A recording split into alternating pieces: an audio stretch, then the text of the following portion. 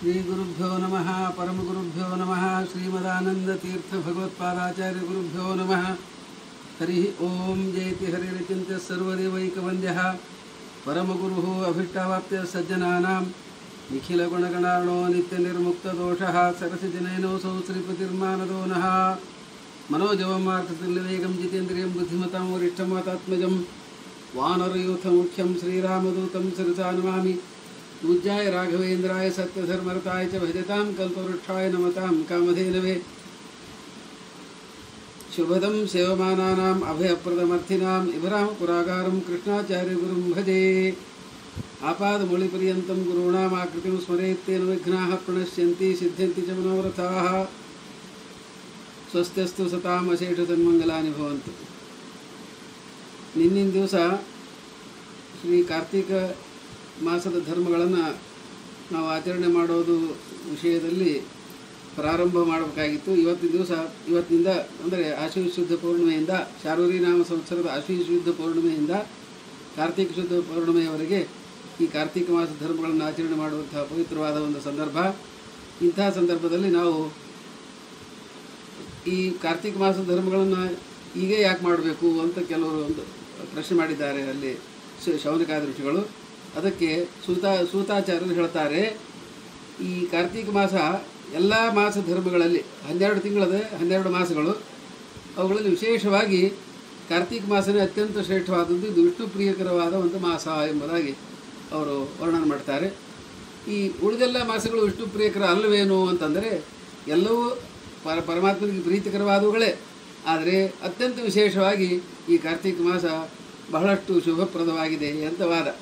ಯಾಕೆ ಅಂತ ಕೇಳಿದರೆ, ಈ ನಮ್ಮ ಧರ್ಮಾಚರಣೆಗೆ ಕಾಲ ಅತ್ಯಂತ ಪ್ರಮುಖವಾದದ್ದು. ಈ ಕಾಲದಲ್ಲಿ 3 ವಿಭಾಗ.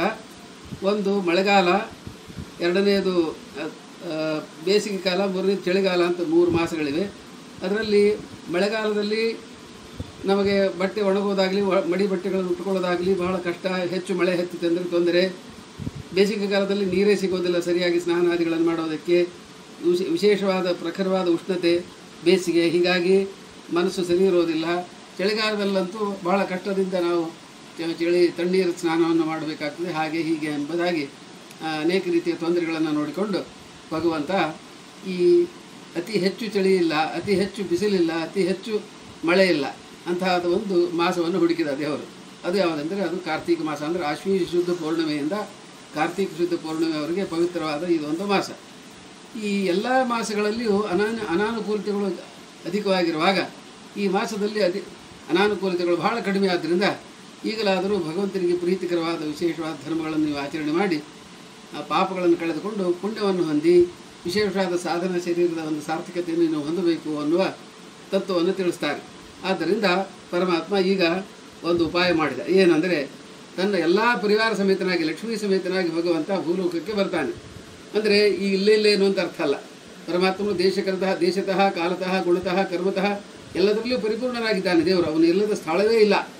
ಆದರೆ ಧರ್ಮಕ್ಕೋಸ್ಕರವಾಗಿ ಪರಮಾತ್ಮ ಬಂದವನಂತೆ ತೋರಿಸ್ತಾನೆ. ಆದ್ದರಿಂದ ವಿಷ್ಣು ಪ್ರೀತಿಕರವಾದ ಧರ್ಮಗಳನ್ನು ಯಾರ್ಯಾರು ಆಚರಣೆ ಮಾಡ್ತಾ ಇದ್ದಾರೆ ಅನ್ನುವ ಒಂದು ಇನ್ಸ್ಪೆಕ್ಷನ್ ಅಂತೆ ನಾವು ಇಂಗ್ಲೀಷ್ನಲ್ಲಿ ಹೇಳ್ತೀವಿ, ಅದಕ್ಕಾಗಿ ಬರ್ತಾನೆ ಭಗವಂತ.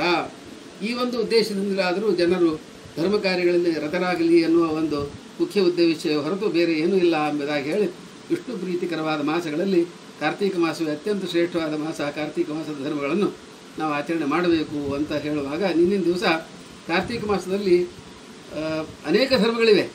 ಕಾಯಿಕ ವಾಚಿಕ ಮಾನಸಿಕವಾದಂಥ ಪಾವಿತ್ರ್ಯವನ್ನು ತಂದುಕೊಡೋದಕ್ಕೆ ಧರ್ಮಗಳು ಅನೇಕ. ದಾನ, ಸ್ನಾನ, ಜಪ, ಹೋಮ, ಪೂಜೆ, ಪುನಸ್ಕಾರ ಇವೆಲ್ಲವೂ ಇವೆ. ಅದರಲ್ಲಿ ವಿಶೇಷವಾಗಿ ಕಾರ್ತಿಕ ಮಾಸದಲ್ಲಿ ಸ್ನಾನದ ಮಹಿಮೆ ಅತ್ಯಂತ ಹೆಚ್ಚಾದದ್ದು ಅಂತ ವರ್ಣನೆ ಮಾಡ್ತಾರೆ. ನಾರದರಿಗೆ ಬ್ರಹ್ಮದೇವರು ಉಪದೇಶ ಮಾಡಿದ್ದಾರೆ. ಅದರಲ್ಲಿ ವಿಶೇಷವಾಗಿ ನಾರದರು ಪ್ರಶ್ನೆ ಮಾಡಿದ್ದಕ್ಕೆ ಉತ್ತರ ಕೊಡ್ತಾರೆ ಬ್ರಹ್ಮದೇವರು. ನಾರದರು ಏನು ಪ್ರಶ್ನೆ ಮಾಡಿದ್ದಾರೆ ಅಂದರೆ, ಕಲುಷಚಿತ್ತಾನಾಂ ನರಾಣಾಂ ಪಾಪಕಾರಿಣಾಂ ಸಂಸಾರಾಬ್ಧೋ ನಿಮಗ್ನಾನಾಂ ಅನಾಯಾಸೇನ ಕಾಗತಿ ಅಂತ ಪ್ರಶ್ನೆ ಮಾಡಿದ್ದಕ್ಕೆ ಬ್ರಹ್ಮದೇವರು ಉತ್ತರ ಕೊಟ್ಟಿದ್ದಾರೆ.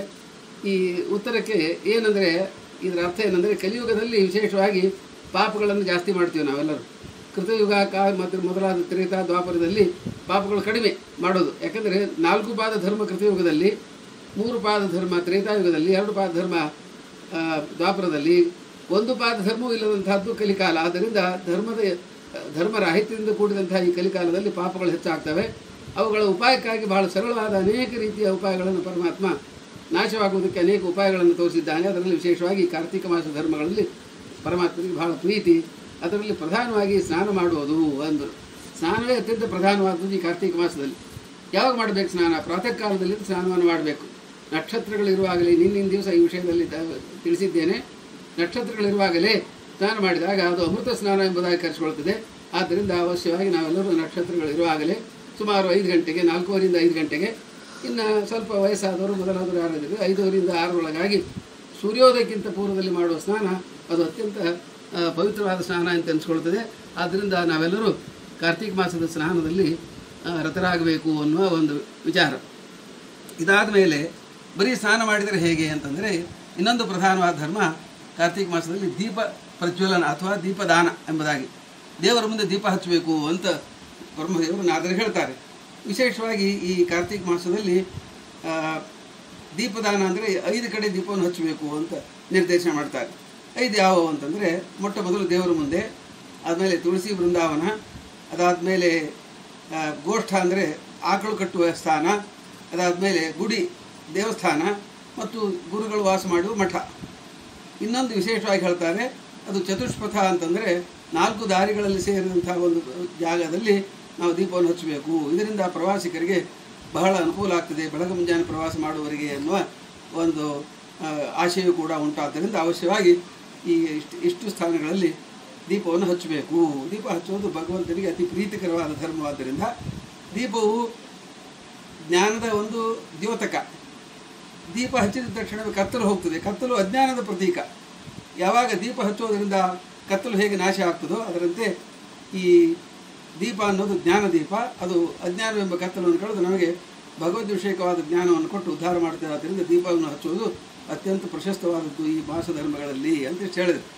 ಇನ್ನು ಸ್ನಾನ ಮಾಡುವಾಗ ಸಮಸ್ಯೆಗಳು ಬಂದು ನಾರದರು ಕೇಳ್ತಾರೆ, ಸ್ವಾಮಿ ಅನೇಕ ಮಂದಿ ವಯಸ್ಸಾದವರು ಇರ್ತಾರೆ, ಅವರು ಆಮೇಲೆ ಕೆಲವರಿಗೆಲ್ಲ ಈ ತಣ್ಣೀರಿನ ಸ್ನಾನ ತಡೆಯೋದಿಲ್ಲ, ಅದು ದೇಹದ ಬಾಧೆಗೆ ತೊಂದರೆ ಆಗ್ತದೆ, ನೆಗಡಿ ಬರ್ತದೆ, ಇಂಥದ್ದೆಲ್ಲ ಆಗ್ತದೆ, ಅದನ್ನು ಹೇಗೆ ಮಾಡಬೇಕು ಅಂದರು.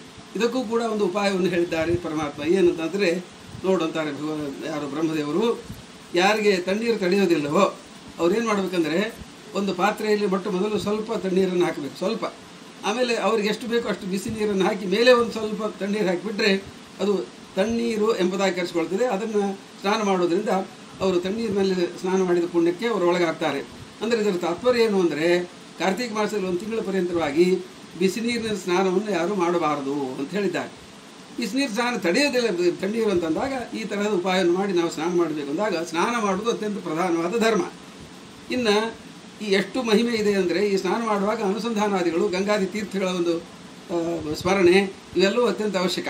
ವಾಸ್ತವಿಕವಾಗಿ ನದಿ ತೀರದಲ್ಲಿದ್ದವರು ನದಿಗೆ ಹೋಗಿ ಅಲ್ಲಿ ತೀರ್ಥ ಪ್ರಾರ್ಥನೆಯನ್ನು ಮಾಡಿ ತ್ವಮ್ರಾಜ ಸರ್ವತೀರ್ಥಾನಾಂ ತ್ವಮೇವ ಜಗತಃ ಪಿತಾ ಯಾಚಿತಂ ದೇಹಿಮೇ ತೀರ್ಥಂ ಸರ್ವಪಾಪ ಪ್ರಣಾಶಿನಂ ಎಂಬುದಾಗಿ ಪ್ರಾರ್ಥನೆ ಮಾಡಿಕೊಂಡು ಭಗವಂತನ ಆಜ್ಞೆಯಂತೆ ದೇವರು ಯೋಸವು ಸರ್ವಗತೋ ವಿಷ್ಣು ಅಚ್ಚುರೋಪಿ ನಿರಂಜನ ಸಯವ ದ್ರವರೂಪೇಣ ಗಂಗಾಂಭವನಾತ್ರ ಸಂಶಯ ಅಂಥೇಳಿ ದೇಹಿ ದೇವ ಮಮಾನುಜ್ಞಾಂ ವಿಷ್ಣುತೀರ್ಥ ನಿಷೇವಣೆ ಅಂತ ಹೀಗೆ ಆ ಪರಮಾತ್ಮನ ಪ್ರಾರ್ಥನೆ ಮಾಡಿಕೊಂಡು ತೀರ್ಥವನ್ನು ನಾವು ಪ್ರವೇಶಿಸಬೇಕು. ಅಲ್ಲಿ ಸಂಕಲ್ಪಪೂರ್ವಕವಾಗಿ ಸ್ನಾನ ಮಾಡಿ ಭಗವಂತನಿಗೆ ಪ್ರೀತಿಕರವಾದಂಥ ಅರ್ಘ್ಯಾದಿಗಳನ್ನು ಕೊಟ್ಟು ನದಿಗಳಲ್ಲಿ ಅರ್ಘ್ಯನ್ನು ಕೊಡಬೇಕು. ಸೂರ್ಯನಿಗೆ ಅರ್ಘ್ಯ ಮತ್ತು ತೀರ್ಥಗಳಿಗೆ ಪ್ರಧಾನವಾದಂಥ ಗಂಗಾದೇವಿಗೆ ಅರ್ಘ್ಯ ಇತ್ಯಾದಿಗಳೆಲ್ಲ ಕರ್ಮಪ್ರಕಾರವಾಗಿ ಮಾಡಬೇಕು ಅಂತ ಹೀಗೆಲ್ಲ ಹೇಳಿರೋದ್ರಿಂದ ಅಂಥ ಸ್ನಾನ ಮಾಡಿ ಬಂದು ಭಗವಂತನ ಪೂಜೆ ಮಾಡಬೇಕು.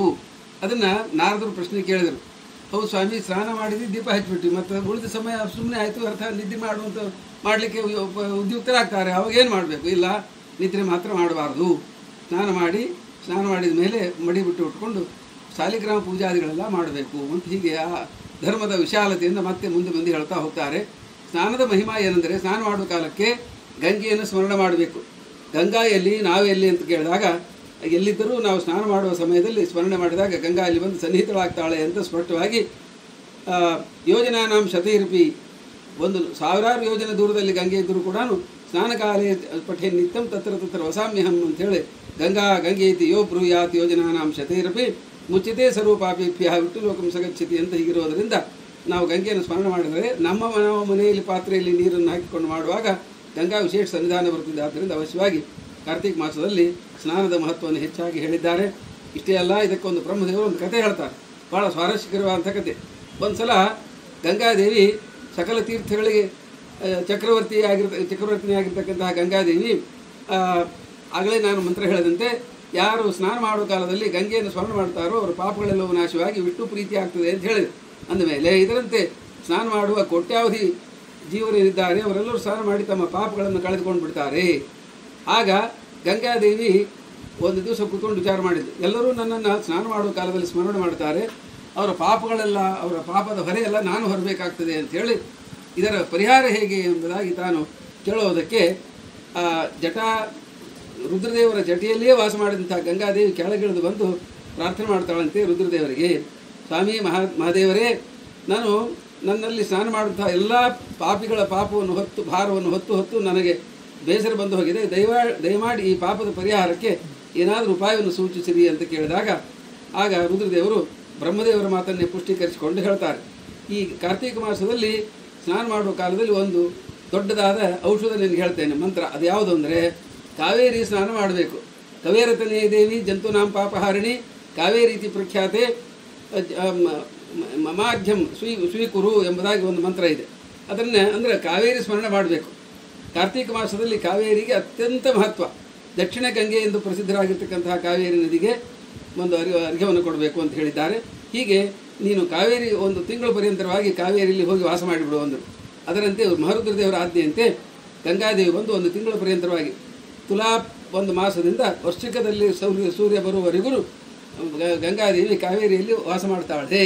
ಆದ್ದರಿಂದ ಇದು ಗಂಗಾದೇವಿಯೇ ತನ್ನ ಪಾಪವನ್ನು ಕಳೆದುಕೊಳ್ಳಕ್ಕೆ ಕಾವೇರಿ ನದಿಗೆ ಬಂದಿದ್ದಾಳೆಂದ ಮೇಲೆ ಕಾರ್ತೀಕ ಮಾಸದಲ್ಲಿ ಕಾವೇರಿ ಒಂದು ಸ್ಮರಣೆಗೆ, ಕಾವೇರಿ ಸ್ಮರಣೆ ಮಾಡಿ ಸ್ನಾನಕ್ಕೆ ಅತ್ಯಂತ ಮಹತ್ವ ಆಗಿದ್ದರಿಂದ ನಾವೆಲ್ಲರೂ ಸ್ನಾನ ಮಾಡುವ ಕಾಲದಲ್ಲಿ ಕಾವೇರಿಯ ನಮಃ ಕಾವೇರಿಯ ನಮಃ ಕಾವೇರಿಯ ನಮಃ ಎಂಬುದಾಗಿ 3 ಸಲ ವಿಚಾರ ಮಾಡಿ ಗಂಗಾದೇವಿಯನ್ನು ಸ್ಮರಣೆ ಮಾಡಿಕೊಂಡು ನಾವು ಸ್ನಾನ ಮಾಡಬೇಕು. ಸ್ನಾನ ಮಾಡುವ ಕಾಲದಲ್ಲಿ ಇನ್ನೊಂದು ವಿಶೇಷ ಮಹಿಮಾ ಅಂದರೆ, ಈ ನಾವೇನು ತಂಬಿಗೆಯಿಂದಲೋ ಪಾತ್ರೆಯಿಂದಲೋ ನೀರನ್ನು ತಲೆ ಮೇಲೆ ಹಾಕಿಕೊಳ್ಳುವಾಗ ಆ ನೀರು ಅದು ಕೇವಲ ಜರದು ಹೋಗ್ತದೆ ಅಂತ ಮಾತ್ರ ತಿಳ್ಕೋಬಾರ್ದು. ಅನುಸಂಧಾನ ಬಹಳ ಮುಖ್ಯ.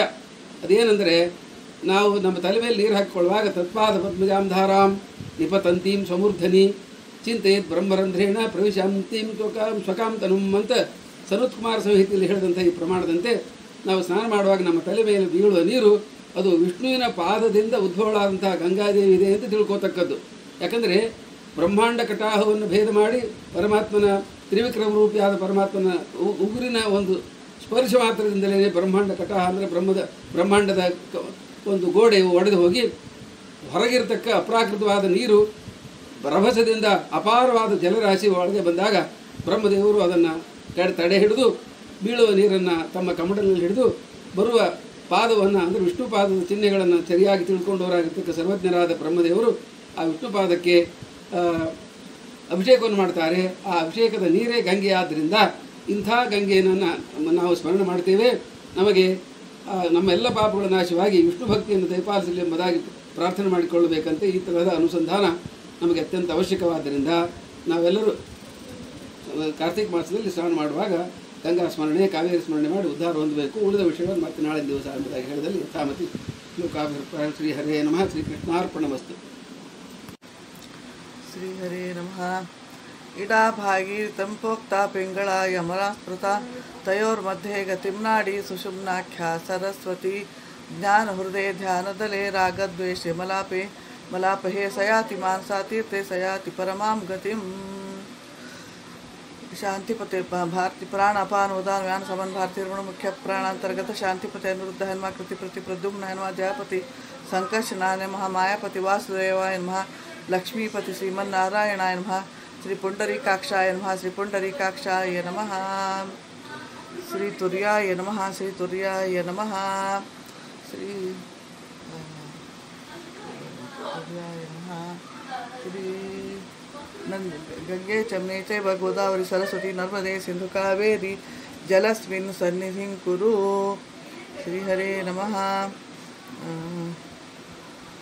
ಕೌಸಲ್ಯ ಸುಪ್ರಜಾ ರಾಮ ಪೂರ್ವ ಸದ್ಯಾ ಪ್ರವರ್ತತೆ ಉತ್ತಿಷ್ಟ ನರಶಾರ್ದೂಲ ಕರ್ತವ್ಯಂ ದೈವಮಾನ್ಹಿಕಂ ಉತ್ತಿಷ್ಟೋ ಉತ್ತಿಷ್ಟ ಗೋವಿಂದ ಉತ್ತಿಷ್ಟ ಗರುಡಧ್ವಜ उत्तिष्ठ कमलाकान्त त्रैलोक्यं मङ्गलं कुरु मायावी परमानन्दं त्यक्त्वा वैकुण्ठमुत्तमं स्वामी पुष्करणीतीरे रमया सह मोदते कल्याणाद्भुतगात्राय कामितार्थप्रदायिने श्रीमद्वेङ्कटनाथाय श्रीनिवासाय मङ्गलम् ಧೂಳಿ ಜಯ ವಿಜಯರೇ ಸನಕ ಸನಂದನಾದಿಗಳ ವೈಕುಂಠದಲ್ಲಿದ್ದಂತಹ ವಾಸುದೇವ ಮೂರ್ತಿ ಅಲ್ಲಿದ್ದಂತಹ ನಾರಾಯಣ ಮೂರ್ತಿಯ ದರ್ಶನಕ್ಕೆ ಹೋಗುತ್ತೇನೆ, ಹಾದಿ ಬಿಡಿರಿ. ಧೂಳಿ ದರ್ಶನಂ ದುಃಖನಾಶನಂ, ಪಾದ ದರ್ಶನಂ ಪಾಪನಾಶನಂ, ಕಟಿ ದರ್ಶನಂ ಕಾಮನಾಶನಂ, ಹೃದಯ ದರ್ಶನಂ ಹೃದ್ರೋಗ ನಾಶನಂ, ಕಂಠ ದರ್ಶನಂ ವೈಕುಂಠ ಸಾಧನಂ, ಮುಖ ದರ್ಶನಂ ಮೋಕ್ಷ ಸಾಧನಂ, ಶಿರೋ ದರ್ಶನಂ ಅಮೃತ ಪ್ರಾಶನಂ, ಸರ್ವಾಂಗ ದರ್ಶನಂ ಪರಲೋಕ ಸಾಧನಂ. ಮಾತಾ ಚ ಕಮಲಾದೇವಿ ಪಿತಾ ದೇವೋ ಜನಾರ್ದನಾಃ ಬಾಂಧವಾಃ ವಿಟ್ಟುಭಕ್ತಾ ಚ ಸ್ವದೇಶೋ ಭುವನತ್ರಯಂ. ಗಂಗೆ ಪಡೆದಂಥ ಪಾದ ಪದ್ಮವ ಕಂಡೆ, ಬ್ರಹ್ಮಾಂಡೋ ಧರಿಸಿದಂಥ ನಾಭಿ ಕಮಲವ ಕಂಡೆ, ಉಟ್ಟ ಪೀತಾಂಬರವ ಕಂಡೆ, ತೊಟ್ಟ ತೊಡುಗೆ ಕಂಡೆ, ನವರತ್ನದ ಮಾಲೆ ಕಂಡೆ, ಮುತ್ತಿನ ಹಾರವ ಕಂಡೆ, ಶಂಖಚಕ್ರ ಗದಾ ಪದ್ಮವ ಕಂಡೆ, ಮುತ್ತಿನ ವೈಜಯಂತಿ ಮಾಲೆಯ ಕಂಡೆ, ಮುತ್ತಿನ ಗದ್ದಿಗೆ ಮೇಲೆ ರುಕ್ಮಿಣಿ ಸತ್ಯಭಾಮೇರು ಎಡಬಲದಿ ಕೂತದ್ದು ಕಂಡೆ, ಶ್ರೀದೇವಿ ಭೂದೇವರು ಪಾದ ಒತ್ತುವುದು ಕಂಡೆ, ತುಂಬುರು ನಾರದರು ವೀಣಾ ಭಾರತಿ ಸರಸ್ವತಿಯರು ಚಾಮರ ಹಾಕುವುದು ಕಂಡೆ, ತುಂಬುರು ನಾರದರು ವೀಣಾ ಮೀಟುವುದು ಕಂಡೆ, ಗಂಧರ್ವರರು ಗಾಯನ ಮಾಡುವುದು ಕಂಡೆ, ಮುನಿಗಳು ಸ್ತೋತ್ರ ಮಾಡುವುದು ಕಂಡೆ, ಅಷ್ಟಮಹಿಷಿಯರು ಗೀತಾ ಪಠಿಸುವುದು ಕಂಡೆ, ಗುರು ಮಧ್ವ ಮುನಿ ರಾಯರು ಪೂಜೆ ಮಾಡುವುದು ಕಂಡೆ. ಕಂಡೆ ನಾ ಕರುಣಾಕರಣ ಕಂಡು ಧನ್ಯನಾದೆ ಇತಿ ಶ್ರೀ ಧೂಳಿ ಮಂತ್ರ ಸ್ತೋತ್ರಂ ಸಂಪೂರ್ಣ ಮಧ್ವಾಂತರ್ಗತ. ಶ್ರೀಕೃಷ್ಣಾರ್ಪಣಮಸ್ತು. ಶ್ರೀಹರೇ ನಮಃ. ಹಿಂಗೆ ಮುಂಜಾನೆ ಮೊದಲು ದೇವ್ರನ್ನ ಎಬ್ಬಿಸಿ ನಮ್ಮದು ಮೊದಲು ನಾವು ಸ್ವಚ್ಛ ಮಾಡ್ಕೋಬೇಕು. ನಮ್ಮದು ಅಂತರ ಸ್ನಾನ ಅಂತ ಇದು ಅಂದ್ರೆ ನಾವು ಹೊರಗೆ ಮಾಡ್ಲಿಕ್ಕಿನ್ನ ಹೇಳೋ ಪುರುಸತಿ ಇಲ್ಲ. ದೇವ್ರನ್ನ ನೋಡಿ ಇದೆಲ್ಲ ಮಂತ್ರ ಅಂದ್ಕೊಂಡು ಆಮೇಲೆ ಸ್ನಾನಕ್ಕೆ ಹೋಗೋದಿರ್ತದೆ. ಮೊದಲು ಅಂತರ ಸ್ನಾನ ಅಂದ್ರೆ ಮಂತ್ರ ಸ್ನಾನ ಮಾಡ್ಕೊಂಡು ಒಳಗೆ ಸ್ನಾನ ಸ್ವಚ್ಛ ಆದಂಗೆ ಆಮೇಲೆ ಮತ್ತೆ ಹೊರಗೆ ಹೋಗಿ ನಾವೆಲ್ಲ ಏನು ಸಂಕಲ್ಪ ಮಾಡ್ಕೊಂಡು ಸ್ನಾನ ಮಾಡ್ತೀವಿ. ಅದಕ್ಕಿಂತ ಮೊದಲಕ್ಕೆ ಹಿಂಗೆ ದೇವ್ರ ನೆನೆಸೋದಿರ್ತದಲ್ಲ, ಅದಕ್ಕೆ ಈ ಮಂತ್ರ ಅಂತೂ ಕಳಿಸ್ತೀನಿ. ಆಮೇಲೆ ಸ್ನಾನ ಮಾಡ್ಕೊಂಡು ಬಂದು ಎಲ್ಲ ದೀಪ ಅದು ಅದೆಲ್ಲ ಸ್ನಾನ ಮಾಡ್ಕೊಂಡ್ಬಂದು ದೀಪ ಎಲ್ಲ ಹಚ್ಚೋದು.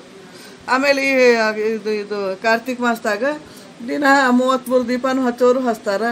ಮತ್ತು ಎಷ್ಟು ಕಾರ್ತಿಕ್ ದೀಪ ನಕ್ಷತ್ರ ದೀಪ ಅಂತಲೂ ಹಚ್ತಾರೆ. ನಕ್ಷತ್ರ ದೀಪ ಅಂದರೆ 27 ಇರ್ತಾವೆ, ಹಂಗೂ ಹಚ್ತಾರೆ. ಯಾರ್ಯಾರು ಹೆಂಗೆ ಬೇಕು ಹಂಗೆ ಹಚ್ತಾರೆ ದೀಪ.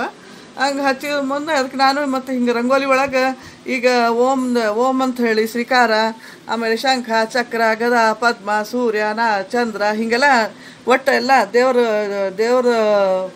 ಭಕ್ತರದೂ ಆಯ್ತು, ದೇವ್ರ ಸೇವಕರದು ಅಂತ ಆಯ್ತು, ದೇವ್ರ ಚಿಹ್ನೆಗಳು ಆಯ್ತು, ಅವನ್ನೆಲ್ಲ ರಂಗೋಲಿ ಒಳಗೆ ನಾವು ಹಾಕಿ ಮೂಡಿಸ್ಲಿಕ್ಕೆ ಪ್ರಯತ್ನ ಮಾಡೀನಿ.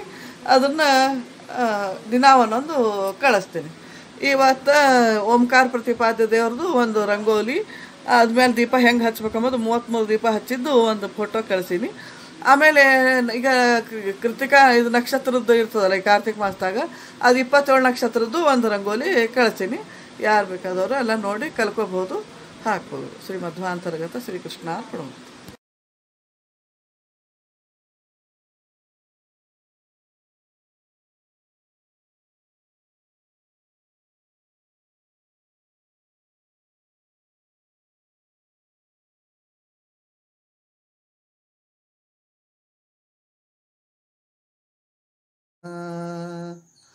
ಅಂಗನೇಲ ಕುಮಿತ ಪತಿಯ ನೆಬ್ಬಿಸಿದಳು, ಶೃಂಗಾರದ ನಿದ್ರೆ ಸಾಕೆನ್ನುತ್ತ ಶ್ರೀರಂಗನಾಯಕ ರಾಜೀವಲೋಚನ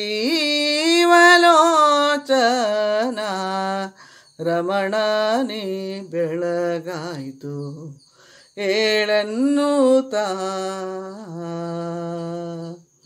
ಪಕ್ಷಿರಾಜನು ಬಂದು ಬಾಗಿಲಲ್ಲಿ ನಿಂದು ಅಕ್ಷಿ ತೆರೆದು ಬೇಗ ಇಕ್ಷಿಸೆಂದು ಪಕ್ಷಿ ಜಾತಿಗಳೆಲ್ಲ ಚಿಲಿಪಿಲಿಗೂಟುತ್ತ ಸೂಕ್ಷ್ಮದಲ್ಲಿ ನಿನ್ನ ಸ್ಮರಿಸುವರೋ ಕೃಷ್ಣ. ಶ್ರೀರಂಗನಾಯಕ ರಾಜೀವಲೋಚನ ರಮಣನೇ ಬೆಳಗಾಯಿತು ಏಳೆನ್ನುತ್ತಾ. ಸುರರು ಕಿನ್ನರರು ಕಿಂಪುರುಷರು ಉರಗರು ಪರಿಪರಿಯಲಿ ನಿನ್ನ ಸ್ಮರಿಸುವರೋ. ಅರುಣನು ಬಂದು ಉದಯಾಂಗಣದಲ್ಲಿ ನಿಂದು ಕಿರಣ ತೋರುವನು ಭಾಸ್ಕರನು ಶ್ರೀ ಹರಿಯೇ. ಶ್ರೀರಂಗನಾಯಕ ರಾಜೀವಲೋಚನ ರಮಣನೇ ಬೆಳಗಾಯಿತು ಏಳೆನ್ನುತ್ತಾ. ಸನಕ ಸನಂದನ ಸನಸುಜಾತರು ಬಂದು ವಿನಯದಿಂದಲೇ ನಿನ್ನ ಓಲೈಪರೋ. ಘನ ಶುಕ ಸೌನಕ ವ್ಯಾಸ ವಾಲ್ಮೀಕರು ನೆನೆದು ನೆನೆದು ಕೊಂಡಾಡುವರು ಶ್ರೀಹರಿಯೇ. ಶ್ರೀರಂಗನಾಯಕ ರಾಜೀವಲೋಚನ ರಮಣನೇ ಬೆಳಗಾಯಿತು ಏಳೆನ್ನುತ್ತಾ. ಪದುಮನಾಭನೇ ನಿನ್ನ ನಾಮಾಮೃತವನು ಪದುಮಾಕ್ಷಿಯರು ತಮ್ಮ ಗ್ರಹದೊಳಗೆ ಉದಯದೊಳೆದ್ದು ನಲಿದಾಡುತ್ತ ಪಾಡುತ್ತ. ಉದಯದೊಳೆದ್ದು ನಲಿದಾಡುತ್ತ ಪಾಡುತ್ತ ದಧಿಯ ಕಡೆವರೇಳೋ ಮಧುಸೂದನ ಕೃಷ್ಣ. ಶ್ರೀರಂಗನಾಯಕ ರಾಜೀವಲೋಚನ ರಮಣನೇ ಬೆಳಗಾಯಿತು ಏಳೆನ್ನುತ್ತಾ. ಮುರಮಾಥನನೇ ನಿನ್ನ ಚರಣದ ಸೇವೆಯ ಕರುಣಿಸಬೇಕೆಂದು ತರುಣಿಯರು ಹರುಷದಿಂದಲೇ ನಿನ್ನ ಸ್ಮರಿಸಿ ಹಾರೈಪರೋ. ಪುರಂದರ ವಿಠಲ ನೀನೇಳೋ ಶ್ರೀಹರಿಯೇ. ಶ್ರೀರಂಗನಾಯಕ ರಾಜೀವಲೋಚನ ರಮಣನೇ ಬೆಳಗಾಯಿತು ಏಳೆನ್ನುತ್ತಾ. ಶ್ರೀಮಧ್ವಾಂತರ್ಗತ ಶ್ರೀಕೃಷ್ಣಾರ್ಪಣಮಸ್ತು. ಶ್ರೀಹರಿ.